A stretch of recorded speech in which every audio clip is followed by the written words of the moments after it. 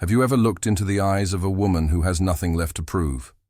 Who does not chase, does not beg, does not explain? A woman who walks into a room and shifts the air without saying a single word? Not because she is trying to be seen, but because she no longer hides. She does not smile out of politeness anymore. She does not lean in to be accepted. She does not shrink to soothe someone else's discomfort. And it unsettles them. Because the woman she became does not perform. She does not dress for approval. She does not speak to be liked. She does not soften her voice to protect fragile egos. She is not cruel, but she is clear. She is not aggressive, but she is grounded, unshakable. They cannot define her, so they label her intimidating, cold, too much. But the truth is simpler than that. She scares them.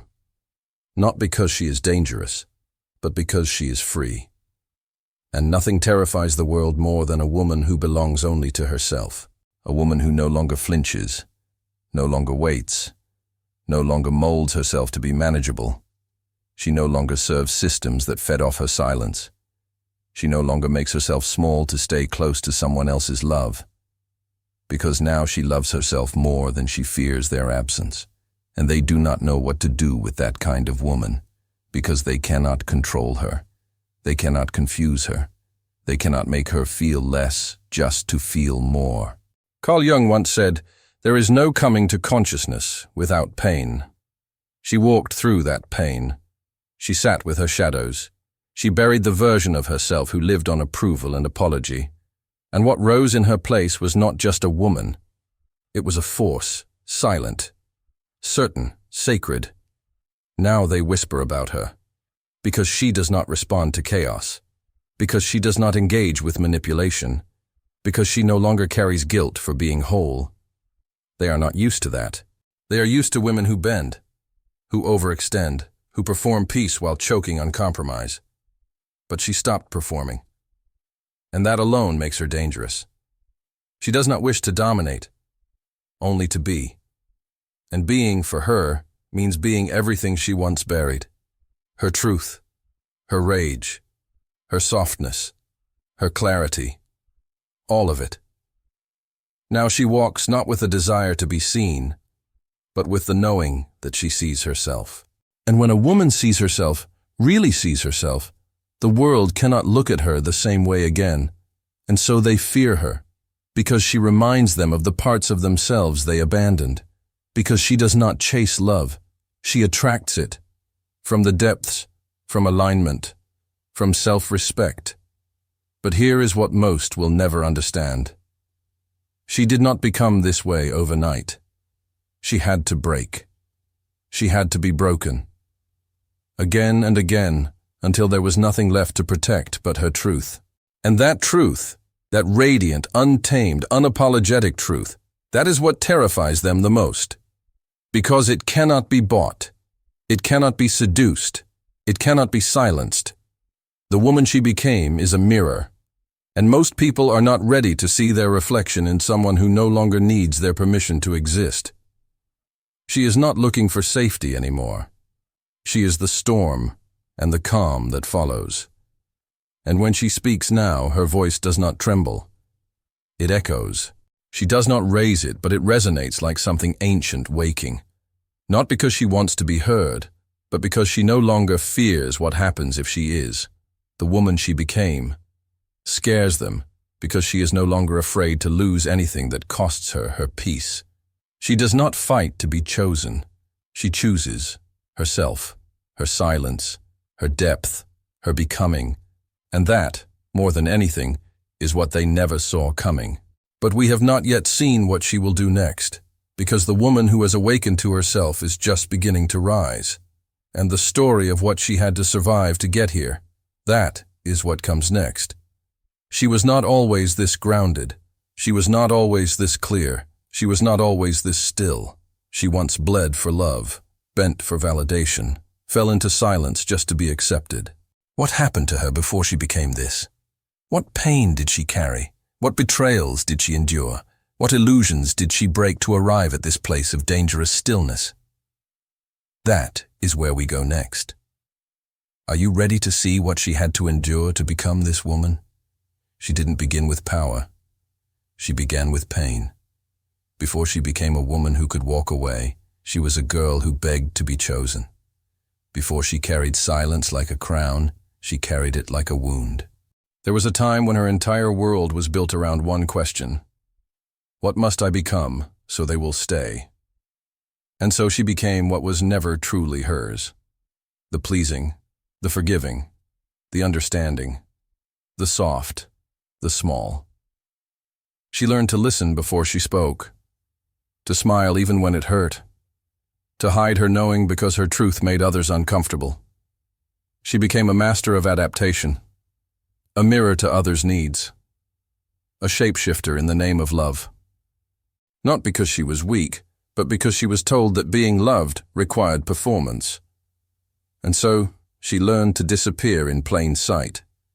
She was the one everyone leaned on, but no one asked if she was tired. She was the one who held it all together. But inside, she was unraveling. She said yes when she meant no. She laughed at jokes that cut her spirit. She stood by people who wouldn't even notice if she fell apart. She kept giving, hoping someone would finally give back. But love did not come. Not the kind she was starving for. Not the kind that sees, holds, stays. And so she made herself easier, quieter, more convenient. She feared conflict, not because she couldn't face it, but because she had learned that love could be taken away at the first sign of defiance. Every time she voiced her truth, someone left. Every time she asked for more, she was called needy. Every time she set a boundary, she was punished with silence. So she silenced herself, and this was the wound. To survive, she had to disappear from her own life. Carl Jung once said, "The privilege of a lifetime is to become who you truly are." But for years, she didn't know who she was. She only knew who others needed her to be. Her body became a battlefield between what she felt and what she was allowed to express. And the war was invisible, polite, exhausting. She woke up tired from carrying everyone else's emotions. She went to bed empty from giving pieces of herself to those who only knew how to take. There were nights when she lay awake, staring at the ceiling, asking silently, "Is there more than this?" And something in her, something old, something sacred, whispered, "Yes. But first, you will have to break." And she did. Not once, not twice, but again and again. Each heartbreak tore away a mask. Each betrayal peeled back a layer. Each disappointment pointed to one truth. The love she was looking for would not be found outside of herself. She began to see the pattern. She was loyal to those who only loved her when she was convenient. She was loyal to pain because it felt familiar. She was loyal to scarcity because wholeness was foreign, and this loyalty was killing her. Not all at once, but slowly, quietly. Every time she said yes to something that hollowed her. Her spirit began to rebel. She couldn't pretend anymore. The mask no longer fit. The smile felt like a bruise. The silence was no longer safe. It was suffocating. So she stopped. Not because she felt strong, but because she had nothing left to lose. And that's where her rebirth began. In the ashes, in the ache, in the raw space between the collapse and the reconstruction. She started to tell the truth. At first, only to herself. Then in whispers, then in roars. She started saying no, and it felt like freedom and terror and coming home. She stopped calling those who never called her back. She stopped performing for love. She stopped over-explaining her worth to people who were never trying to understand. And people left. Some slowly, some suddenly, but always as a clearing. And she stayed. For the first time, she stayed with herself. She held her own grief, her own rage, her own softness that had long been buried under armor. She no longer needed to be good. She needed to be real. And in being real, she discovered a depth she didn't know she carried. The pain had been her teacher, not her identity, not her punishment, but her initiation. She saw clearly now. Her sensitivity was not weakness, it was wisdom. Her solitude was not exile, it was return. Her boundaries were not walls, they were doors, guarding the sacred. She began to walk differently, speak differently, breathe differently. Not because the world changed, but because she did. She no longer feared being alone, because she had met the one who would never leave her again, herself. And in that union, she found something no relationship ever gave her, peace. But it came at a cost, the cost of comfort, the cost of pretending, the cost of being digestible, because the woman she was becoming could not coexist with the woman she had been taught to be. And that shift created a silence. Not emptiness, expansion, a sacred pause, the space between who she was and who she would become. And that is where we meet her now, in that stillness, in that threshold. She is no longer hiding, but she is not fully revealed either, because what comes next is not a return but an emergence, a breaking of the lie she believed for too long, that love must be earned through self-erasure.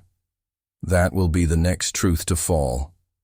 Because in order to become a woman who is feared for her freedom, she first had to name the belief that kept her caged. And when she names it, everything begins to change. Are you ready to descend deeper?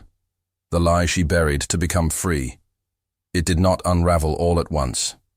The lie she lived inside was built slowly, layer by layer, word by word, expectation by expectation. It was not shouted. It was whispered. It was the look in their eyes when she spoke too boldly. The silence after her no. The praise when she said yes too quickly. The applause when she gave more than she had. The punishment when she dared to ask for more. It wasn't written in law, but carved into the marrow of her being. To be loved, you must disappear just enough to remain acceptable. They never said it out loud, but they showed her, again and again, that the woman who speaks too much, asks too much, needs too much, feels too much will not be kept. So she buried the too much. She called it humility. She called it grace. She wore it like a second skin so tight she forgot it was not hers. The lie came in many forms. In the stories passed down from woman to woman, in the glances at dinner tables, in the way they praised her for being easy, helpful, gentle, selfless. That was the crown they gave her, and she wore it until her soul began to rot beneath its shine. The lie was this: you are only as worthy as the love you can hold without asking for anything in return. It was a gospel, one she worshipped with her body, her silence, her constant becoming for someone else's comfort. They called her strong when she stayed in rooms that drained her. They called her wise when she kept the peace at the cost of her own sanity. They called her good when she forgave too quickly and left herself too slowly. They taught her that to be loved, she must become a sanctuary for other people's storms without ever asking who would be shelter for hers. And she believed them. Until one day she didn't. It didn't come from rage, it came from exhaustion, from the hollowness of being everything to everyone and nothing to herself. She stood at the edge of another version of herself, the quiet girl, the one who smiled through resentment, the one who held her tongue, the one who said, "It's okay, I understand," when her heart screamed, "It's not." And something in her snapped not violently, but completely. She saw the lie for what it was, a system, a cage dressed in lace. A survival map passed down by women who had no other choice. She did not hate them for it. She honored them. But she also decided, it ends with me. No more shrinking. No more swallowing her no because someone else would not understand it. No more decorating her pain to make it palatable. No more mistaking sacrifice for love. She began to name what she used to avoid. She began to unlearn the gospel of self-erasure. She began to ask, softly at first, then louder, what if I am not too much? What if they were just not enough to hold me? What if my depth is not a flaw but a flame? What if my voice was never meant to be softened, but to sing what no one else dares to say? What if I am not selfish for wanting more? What if I was born not to be pleasing, but to be whole? She realized she had spent years making herself lovable instead of making herself free. She had learned to shape herself into the fantasy of what others wanted her to be, forgetting that the truth of her was more beautiful than any mask. The lie told her that if she stopped performing, they would leave. And she learned to say, let them. Let them leave if they cannot sit in the fire with me. Let them go if they cannot hold silence without fear. Let them drift away if my clarity sounds like criticism, to ears not tuned to truth. She is no longer here to perform safety in unsafe places. She buried the lie, and something sacred began to rise. Not a new woman, but the woman who had always been underneath the training, the conditioning, the survival. She began to speak without softening the edge. She began to walk without shrinking her hips. She began to want without apology. She began to exist without asking permission. They said she changed. She did not. She returned. She unwrapped herself from the myth that a woman is only worthy when she is suffering beautifully. She buried the lie. And from that soil, something ancient began to bloom. A woman who is not afraid of her own fullness. A woman who knows that her love is a gift, but no longer a currency. A woman who knows that being alone is not a punishment, but a portal to her own divine unfolding.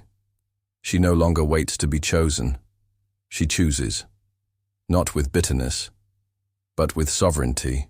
She does not offer herself where her truth must be sacrificed. She does not linger where her light must be dimmed. She does not ask, will you love me if I change? She asks, can you love me as I return to my fire? This is the moment of deconstruction, the unraveling, the tearing down of every should, every must, every quiet submission. And in the ruins of that lie, she builds something else. Not a temple to be worshipped, but a home for her own soul. She no longer performs peace for the sake of appearances. She now lives as peace itself, not the kind that pleases everyone, but the kind that keeps her soul intact. And those who meet her now feel it, the weight, the clarity, the sovereignty. And some, those who are only drawn to her shadows, walk away. But she does not follow, because the woman who buried the lie has no desire to resurrect it, and the world is not ready for the woman who no longer negotiates her light. But she is not here to be ready for the world. She is here to be ready for herself. Because what comes next is not survival. It is emergence. It is awakening. It is return. It is everything she was told she could never be. But to embody it, to truly walk in this new skin, she must understand who within her carries the flame. Because now, as the old myths fall away, an archetype rises. Ancient, wild, whole. Shall we step into that sacred territory? The myth that rose from her ashes.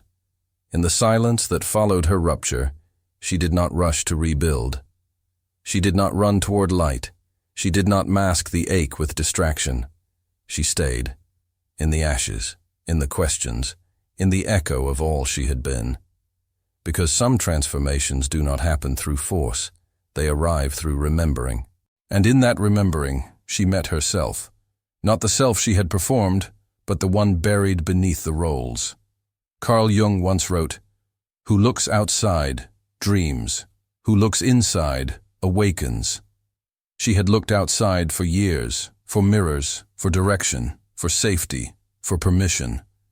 But now she looked inward, and what she saw was not a single woman, but a constellation of many, a lineage, a memory, a myth, awakening. She began to feel them, the archetypes, not as concepts, but as living forces within her bones. She saw the mother, not the one who gave birth, but the one who creates, nurtures, destroys, renews, the womb of life itself. She felt the ways she had mothered others and abandoned herself. She wept, and then she reclaimed. She became the mother who would no longer abandon her own becoming. She saw the maiden, wide-eyed, open-hearted, taught to fear her power so that others could manage it. She saw the places where she still sought approval, where innocence had been mistaken for naivety. And she began to teach that maiden how to root, how to choose. She met the witch, the one she had been warned not to become, the one who knew things without needing evidence, the one who trusted instinct over protocol, the one who had been burned because she would not bend. The witch did not speak. She only looked at her and asked silently, "Are you ready to remember who you were before you were told who to be?" And finally, from the shadowed corners of her psyche, she saw the one they tried to erase completely. The wild woman, the primal, the instinctive, the one who howled at the moon and laughed at things not polite, the one who did not sit with legs crossed, the one who wept without apology, who left when it no longer felt true, who loved without losing herself, who ran toward fire, not from it. The wild woman was not chaos. She was clarity. She was the part of her that never forgot. The world had tried to shame that voice, but in the ashes, it rose, not loud, but certain. This was not reinvention. This was resurrection. Jung called it individuation, the process of becoming whole, not by adding, but by reclaiming all of it, the light, the shadow, the instinct, the intellect, the rage, the rest, the soft, the sacred, the unspoken. She saw clearly now. Her journey was never about becoming someone else. It was about returning to the many women within her and letting them all speak. She is the one who tends the inner fire, who walks between worlds, who can sit with paradox and not collapse, who doesn't choose between softness and strength because she knows they are lovers, not opposites. She is the sovereign now, not a queen made to rule others, but a woman who governs her own energy, her own time, her own essence. Her no is not rebellion, it is alignment. Her yes is not performance, it is prophecy. They still try to understand her, to define her, to shrink her back into language. But she is not made of words, she is made of symbols, of myth, of memory older than the books that erased her. When she speaks now, it is not always out loud. Sometimes it is a gaze, a silence, a choice not to respond. But everything she does is a ritual. Everything she touches is a prayer.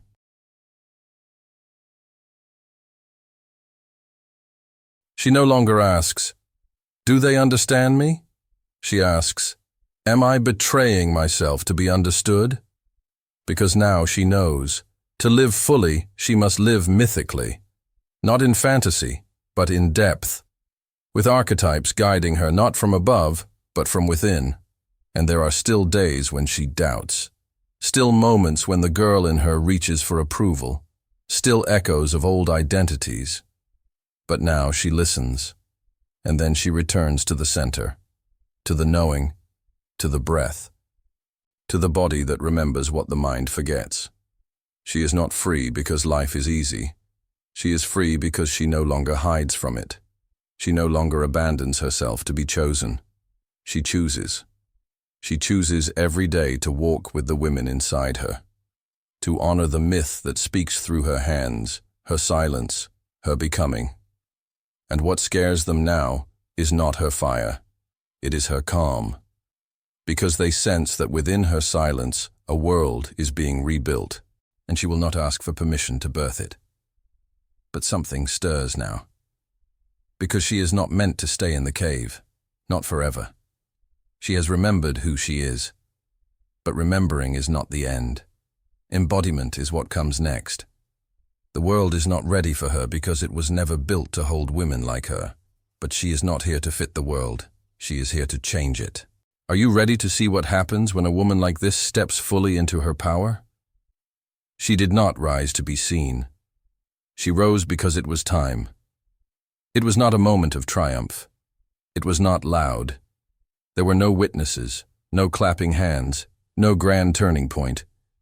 Her rebirth began in silence, in the breath between endings, in the ache of truths too heavy to carry any longer. She did not announce it, because it was not for them. It was for her. She rose not from confidence, but from clarity, not from power, but from presence. She stood not on a stage, but in her own body, feet firm, voice quiet, heart no longer asking for permission. She remembered what it felt like to belong to herself, to choose herself, to stay with herself when the world offered noise instead of nourishment. This time she did not try to become something. She became nothing, so that everything real could finally find her. She stopped shrinking, not as a protest, but as a return. She stopped chasing, not because she gave up, but because she came home. She became deliberate, with her time, her words, her love. She became sacred, not because she claimed holiness, but because she reclaimed wholeness. And that frightened them. Not because she threatened, but because she no longer begged. Not because she conquered, but because she no longer compromised. They could not place her. She no longer needed placement. She was not above them.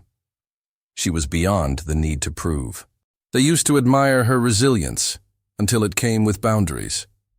They used to call her gentle until she spoke with conviction. They used to crave her presence until they realized it would cost them their performance. She did not rise with vengeance. She rose with vision. She did not become whole to be worshipped. She became whole to be free. Now, she only moves where there is reciprocity, where there is breath, not grasping, truth, not transaction, depth, not demand. She walks without explaining, loves without losing, exists without excusing. Her rebirth was not a reaction. It was a revolution, not out there, but inside. She no longer needs to be chosen. She chooses. She no longer waits for someone to see her. She sees. She no longer asks for space. She is space. And now, the world cannot contain her, because the woman she became is not here to play roles. She is here to rewrite them. But what happens when this woman, rooted in remembrance, steps into her full expression? What happens when she no longer tucks herself away to avoid their discomfort? That is the next unfolding. She no longer waits to be understood. She is no longer asking to be seen. There is a stillness in her now. Not passive, present. Not absent, expanded. She no longer needs to explain her silence. It speaks more truth than her old words ever could. She no longer fears being alone. She is alone, like the moon is alone, radiant, held, complete. She does not search for recognition. She recognizes herself. The woman she became does not want to be saved. She wants to be met, fully, deeply, without dilution. They do not know what to do with a woman who does not flinch, does not fold, does not vanish at the first sign of disapproval. She carries herself as one who remembers. She came here to rise, not to be reduced. She will not make herself smaller so others can feel safe in their forgetfulness. She is no longer part of that illusion, because now when she walks, she carries galaxies, and when she loves, she does not lose herself in someone else's emptiness. She no longer softens her fire to be held by hands too afraid to burn. She is not waiting. She is not hoping. She is becoming. And that is the climax of her presence. She no longer waits to be invited. She is the invitation, not to be liked, not to be chosen, but to awaken. There is a fire beneath her silence now, not loud, but ancient, A remembering that doesn't beg to be understood. It simply burns. You've heard her voice in the spaces between your thoughts. You've felt her footsteps in your own stillness. Because she is not just one woman. She is many. The mother who gave everything. The maiden who lost herself to be adored. The witch who stayed silent so she wouldn't be burned. The wild woman who ran from the noise to hear her own soul speak again. And if something inside you is moving now, a shiver of truth, a pulse of resistance, a soft ache that doesn't have a name, you are not imagining it. That is your own voice, returning. The moment she stopped chasing love and started remembering herself, everything changed. She no longer begged to be chosen. She no longer accepted affection disguised as approval. She no longer sacrificed her intuition on the altar of social grace. Because one day, not all at once, but slowly, sacredly, she realized what they called too much was just her fullness misunderstood. What they called difficult was just her boundaries speaking for her. What they called cold was the warmth she was finally offering to herself. You see, she did not become this woman to impress you. She became her to survive, to live, to stop disappearing in rooms where her soul was starving, to remember that being whole was never a threat, except to those who benefit from her forgetting. And so now she chooses to walk away before she bends too far, to stay silent instead of explaining herself to those who are committed to misunderstanding, to create without asking permission, to rest without guilt, to exist without compromise. And that, more than anything, more than her power, more than her voice, more than her clarity, is what they never expected. That she would choose herself and never apologize for it again. Because she knows now, her worth was never meant to be proven. It was always meant to be remembered. And if you, yes you, have felt tired of softening, of shrinking, of being the easy one, the quiet one, the forgiving one, this is not the end. This is your emergence. There is a myth inside you, waiting to rise. There is a fire at your feet, asking to be danced with. There is an ancient language pulsing through your blood, a knowing that predates your pain, that remembers your power. You are not too much. You are not broken. You are not behind. You are becoming. Not for them, but for you. And if this truth touched the marrow of who you are, not just the woman they see, but the woman you know yourself to be, then let us mark this moment. Let it be a ritual. Let it be sacred. Comment the word intact for the women who no longer dim themselves to fit into fading stories. Tell me, which part of her journey was yours too? Where did your own silence begin to speak? And if you feel called to honor this remembering, share it. Not for attention, but as an offering. Send it to the women who forgot their own names in the noise of being everything to everyone. And if this truth felt like home, if it awakened a flicker in you, a sacred yes that's been waiting in the dark, subscribe to this space, not from impulse, but from choice. Not because you're told to, but because something in you whispered, this is where I return to myself. Because the woman who chooses herself, again and again, becomes a lighthouse, not for applause, but for others finding their way back to shore. And what comes next, beloved woman, is not performance, not survival, not silence. What comes next is your becoming, and the world has not yet seen what you will birth from that fire. You are not alone. You are awakening. You are intact.